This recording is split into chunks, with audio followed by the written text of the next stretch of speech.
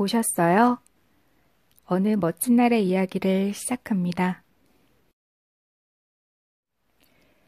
지난 영상에서 길냥이와의 첫 인연에 대한 이야기를 들려드렸지요.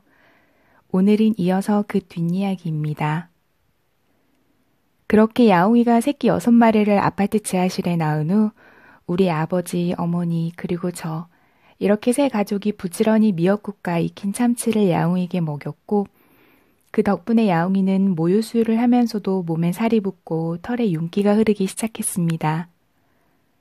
어미젖을 먹고 무럭무럭 자란 새끼들은 어느덧 제 스스로 박스를 기어올라 지하실 바닥에서 형제들과 장난을 치기도 했고 지하실 곳곳을 탐험하기도 했습니다. 그렇게 지하실의 어둡고 눅눅한 환경에서 생활한 지 몇 주가 지난 어느 날 새끼 2마리에게 피부병 증상이 보이더니 이틀이 지나자 결국 나머지 새끼 고양이들에게 피부병이 옮고 말았습니다. 어머니의 도움으로 가장 증상이 심한 새끼 한 마리를 대표로 동물병원으로 데려가 검사받게 하기로 했습니다. 그 당시 저는 고양이 곰팡이성 피부염에 대해 무지했습니다.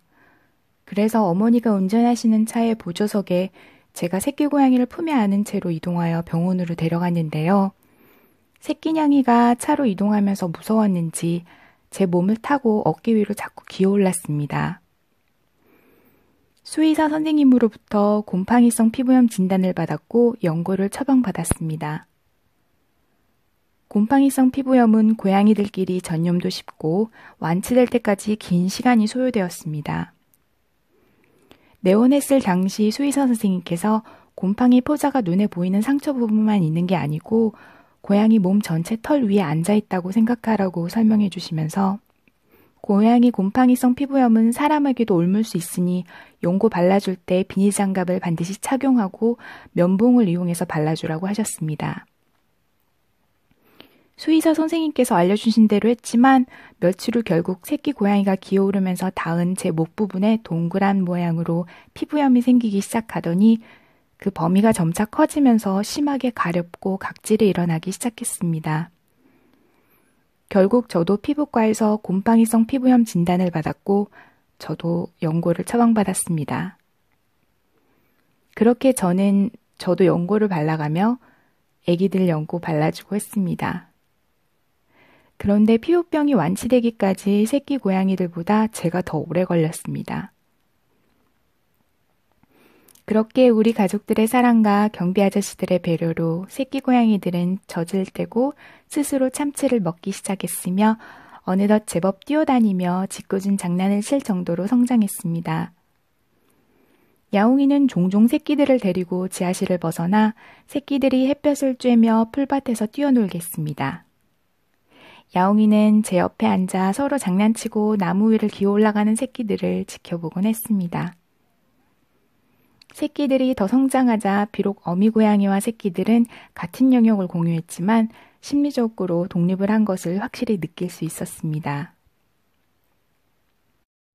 그러던 어느 날 늘 함께 다니던 새끼 6마리 중 3마리가 더 이상 보이지 않았습니다. 애타는 마음으로 아파트 단지를 샅샅이 찾아보았지만 그 이후로도 3마리는 영영 나타나지 않았습니다. 그렇게 새끼 고양이 3마리만 어미 고양이 곁에 남아 영역을 공유했습니다. 그 사이 저는 대학생이 되었고 몇 해가 지나 외국으로 어학연수를 가게 되었습니다. 출국하기 전날 밤 야옹이와 한참 동안 작별 인사를 했습니다. 1년만 있다가 돌아올 줄 알았던 어학연수는 현지 대학으로 편입을 하게 되면서 장기 유학이 되었습니다. 여름 방학을 맞아 출국한 지 2년 만에 처음으로 한국으로 돌아오기 전날 밤 과연 야옹이가 나를 기억하고 알아볼까? 하는 생각에 재회를 꿈꾸며 설레임에 밤잠을 설쳤습니다.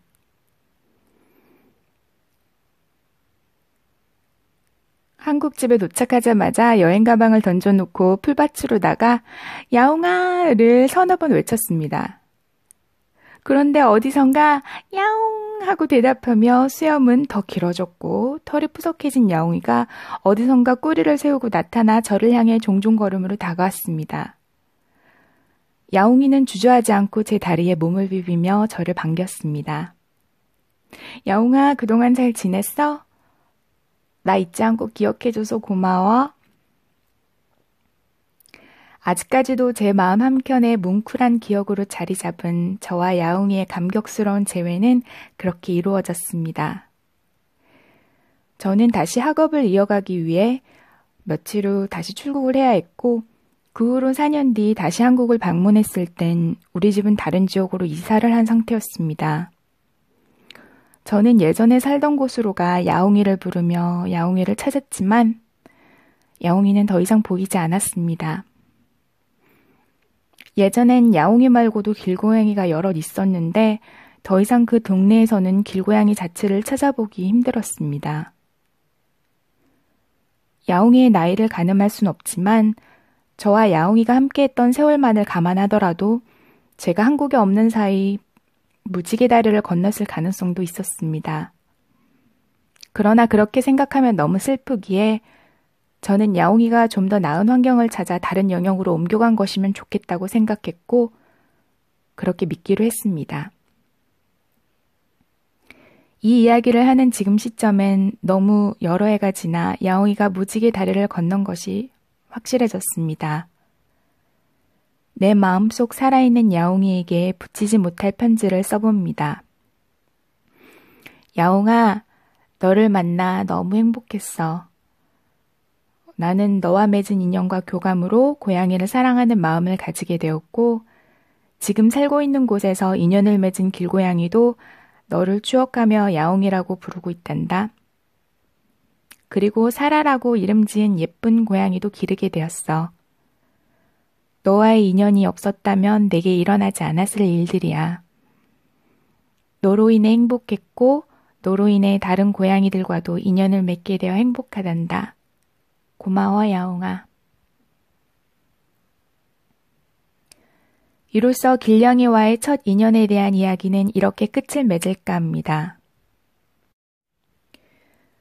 혹시 고양이 좋아하세요? 간혹 고양이를 싫어하거나 무관심한 분들의 이야기를 들어보면 종종 고양이와 교감을 해본 경험이 없어 고양이에 대해 잘 모르신 경우인 경우가 많습니다. 혹시 지금 불행하다고 느끼시나요? 그럼 사시는 동네의 길고양이를 관심 있게 한번 지켜보세요. 한 생명에게 관심을 조금 기울인 것 뿐인데 놀랍게도 자신이 행복해지시는 경험을 하게 되실 겁니다. 그럼 오늘 이야기는 여기서 마무리 짓고 다음 영상에서 다른 이야기로 찾아뵙겠습니다. 제 이야기에 귀 기울여 주셔서 감사합니다.